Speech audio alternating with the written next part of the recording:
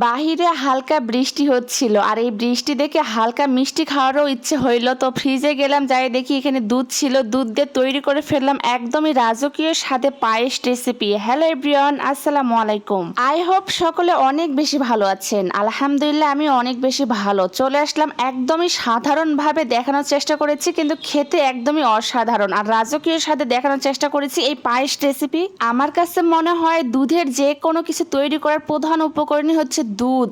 সেটা দিয়ে পায়েস হোক, মিষ্টি হোক বা অন্য কিছু, যে কোনো কিছু এই দুধ দিয়ে তৈরি করা যায়। তো আমার মতো কে কে আছেন দুধ খেতে বেশি পছন্দ করেন অবশ্যই কমেন্টে জানাবেন। আজকে একদমই ঘরোয়া উপকরণে রাজকীয় স্বাদে এই পায়েস রেসিপিটা আপনাদের সঙ্গে শেয়ার করব। খেতে কিন্তু আসলে অসাধারণ হয়েছিল, এত কম উপকরণে এত মজার একটা রেসিপি। প্রথমে এই রাজকীয় স্বাদে পায়েস তৈরির জন্য আমি 2 লিটার তরল দুধ নিয়েছিলাম। তারপর এই দুধের মধ্যে 2 মুঠো দিয়েছিলাম আতপ চাল। 2 লিটার তরল দুধের জন্য 2 মুঠো আতপ চাল একদম অনেক বেশ ভালো একটা রেজাল্ট পাবেন আপনি। মাপটা অবশ্যই পরিমাণ মতো দিবেন, তাহলে দেখবেন খেতে বেশি ভালো লাগবে। দুধের পরিমাণটা যত বেশি দিবেন এবং চালের পরিমাণটা যত কম দিবেন খেতে কিন্তু তত বেশি ভালো হবে। প্রথমে আমি দুধের মধ্যে চালটাকে খুব ভালোভাবে ফুটিয়ে নিয়েছি আর এখানে সুন্দর একটা ঘ্রাণের জন্য সাদা ফল অ্যাড করে দিয়েছি, যেটা ভিডিও থেকে স্কিপ হয়ে গিয়েছে।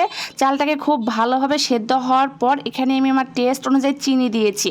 আপনারা চিনি অথবা গুঁড়ো অ্যাড করে দিতে পারেন, খেতে কিন্তু অনেক বেশি ভালো লাগবে। যারা মিষ্টি খাদ্যের মধ্যে সামান্য একটু লবণ পছন্দ করেন তারা এই পর্যায়ে সামান্য একটু লবণ দিতে পারেন, তাহলে খেতে কিন্তু ভালো লাগবে। এই তো আমি চিনি দেওয়ার পর অনেকটা তরল হয়ে গিয়েছে। এই পর্যায়ে একটু সময় নিয়ে জাল করে নিব। উপরের দিকে অনেকটা সর আসতেছে, এই সরটাকে আমি আলতোভাবে আবারও মিশে নিচ্ছি, তাহলে দেখবেন রাজকীয় একটা স্বাদ পাবেন। খেতে কিন্তু অনেক বেশি ভালো লাগবে। এই কাজটা অবশ্যই একটু সময় নিয়ে করবেন, তাহলে দেখবেন যে এই সরটা মাওয়ার কাজ করবে। আর মাওয়া কিন্তু অবশ্যই খেতে অনেক বেশি ভালো লাগে, একদম রাজকীয় একটা টেক্সচার চলে আসবে এই পায়েসের মধ্যে। পায়েসের টেস্টটাকে আরো দ্বিগুণ করতে আমি এই পর্যায়ে অ্যাড করে দিয়েছি নারিকেল কোড়ানো। নারিকেল কোড়ানোটা দেওয়ার পর আমি আবারও সবগুলো উপকরণ খুব ভালোভাবে মিক্সড করে রাজকীয় স্বাদে এই পায়েসটা তৈরি করতে গেলে অবশ্যই আপনি নারিকেলটা অ্যাড করে দিবেন। নারিকেলটা যত বেশি দিবেন তত বেশি খেতে ভালো লাগবে। আমি একটু সময় নিয়ে ঘন করে নিয়েছি আর এই তো এই পর্যায়ে আমি আমার চুলা থেকে পায়েসটাকে নামিয়ে নিয়েছি। দেখুন কত বেশি লোভনীয় হয়। পায়েসের ঘনত্বটা আপনি আপনার পছন্দ মতো রাখতে পারেন। আমি একটু লিকুইড রেখেছি, আমার কাছে এই লিকুইডটাই খেতে বেশি ভালো লাগে। আপনারা যদি ঘন পছন্দ করেন তাহলে অবশ্যই ঘন করে নেবেন, আরো বেশি করে একটু সময় নিয়ে জাল দিয়ে। বৃষ্টির দিনে এরকম হালকা মিষ্টি খেতে কার না বেশি ভালো লাগে? আমার তো অনেক বেশি ভালো লাগে আর আমার দুধের তৈরি খাবার